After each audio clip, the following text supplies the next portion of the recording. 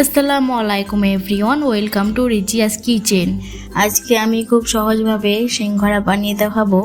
দোকানের থেকে অনেক মজাদার সিঙ্গারা বাড়িতেই বানিয়ে নিতে পারবেন। তো চলুন শুরু করা যাক আজকের এই রেসিপিটি। তো প্রথমে এইখানে 2 কাপ ময়দা নিয়ে নিচ্ছি।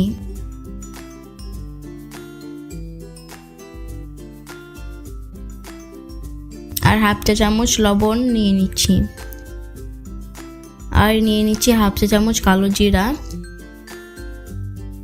আর লাগছে আমাদের এখানে হাফ চা চামচ আজওয়ান।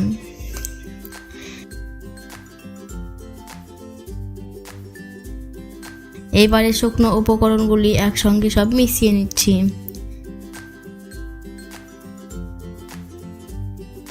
এইবার এইখানে নিয়ে নিব 1 বাটি ঘি। আর ঘিটা একটু গরম করে নিয়েছি। আমি এখানে ঘি নিয়েছি, আপনারা চাইলে তেলও নিতে পারেন। এইবারে ভালো করে আমি আবারও আটাটা মেখে নেব।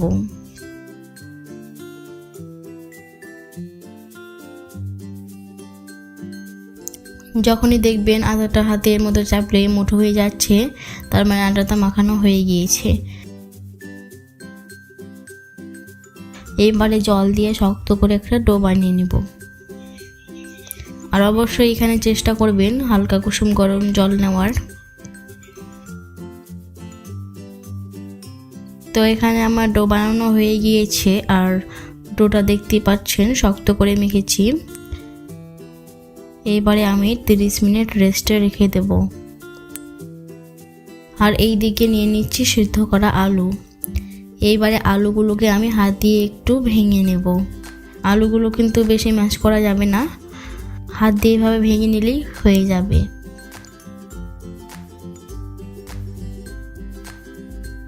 তো এইখানে আমি আলুগুলো ম্যাশ করে নিয়েছি। এইবারে এইদিকে আমি বাদাম ভেজে নেব। তাই ফ্রাই প্যানের ওপর নিয়ে নিচ্ছি সরিষার তেল। তেলটা গরম হয়ে এলে এইবারে বাদামগুলো তেলে ভেজে নেব।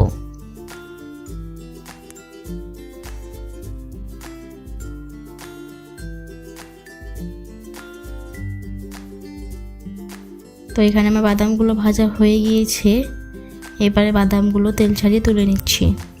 ওই তেলে নিয়ে নিচ্ছি 1 চা চামচ আদা বাটা। আদাটা একটু ভেজে নিচ্ছি। এবারে নিয়ে নিচ্ছি হাফ চা চামচ গোটা জিরে। আর এখানে নিয়ে নিচ্ছি 3 থেকে 4টা কাঁচা লঙ্কা কুচি। এবারে ভালো করে ভেজে নেব।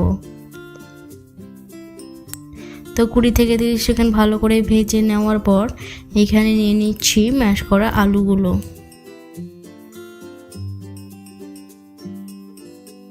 কিছুক্ষণ আলুগুলোকে ভেজে নিচ্ছি। এইবারে নিয়ে নিচ্ছি স্বাদ মতো লবণ,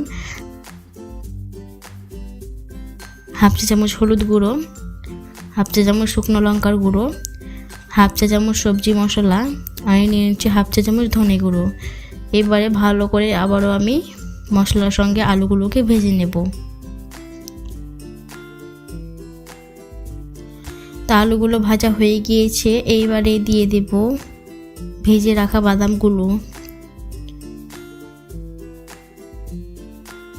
আর এখানে নিয়ে নিচ্ছি কিছু পরিমাণে ধনেপাতা কুচি। ভালো করে আবারও বাদাম আর ধনেপাতার সঙ্গে আলুগুলোকে ভেজে নেব।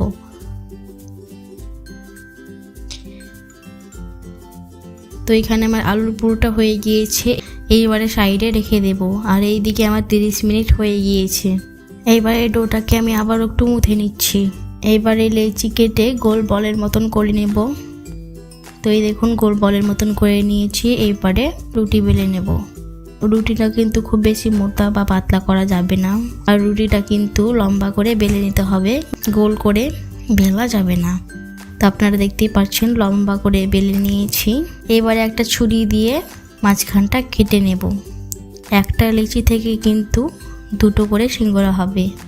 এইবারে সাইডে একটু পানি লাগিয়ে নিচ্ছি। এবারে 2 সাইডটাকে নিয়ে 3 কোণের মতন ভাঁজ করে নিচ্ছি। আপনারা দেখে বুঝতেই পারছেন কাজটা আমি কীভাবে করছি।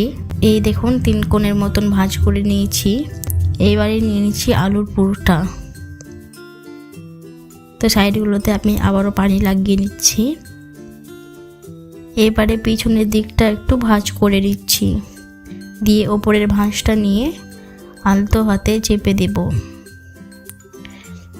দেখতেই পেলেন আপনারা কিভাবে কাজটা করলাম আমি।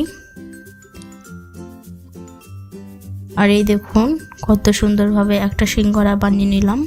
তো এইভাবে আমি সব সিঙ্গারাগুলো বানিয়ে ভেজে নেব। তো এই দিকে কড়াই বসিয়ে পরিমাণ মতন তেল গরম করে নিয়েছি। এইবারে একটা একটা করে সিঙ্গারাগুলো তেলে ছেড়ে দিচ্ছি। তো এই দেখুন সব সিঙ্গারাগুলো আমি তেলে ছেড়ে দিয়েছি। তো কিছুক্ষণ পর আমি সিঙ্গারাগুলো এবারে উল্টে দিচ্ছি। তো এইভাবে উল্টে পাল্টে সব সিঙ্গারাগুলোই ভেজে নেব। এই দেখুন আমি সব সিঙ্গারাগুলোই ভেজে নিয়েছি। এবারে সিঙ্গারাগুলো তেল ছাড়িয়ে তুলে নিচ্ছি।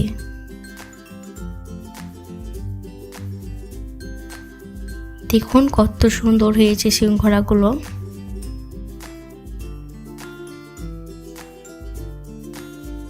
এই দেখুন কত সহজে কত সুন্দরভাবে সিঙ্গারা বানিয়ে নিলাম।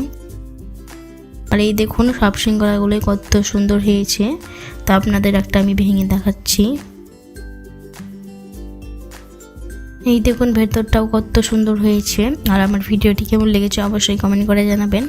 আবারও দেখা হচ্ছে পরের কোনো রেসিপি ভিডিও। ততক্ষণে আপনারা সবাই ভালো থাকবেন। আল্লাহ হাফেজ।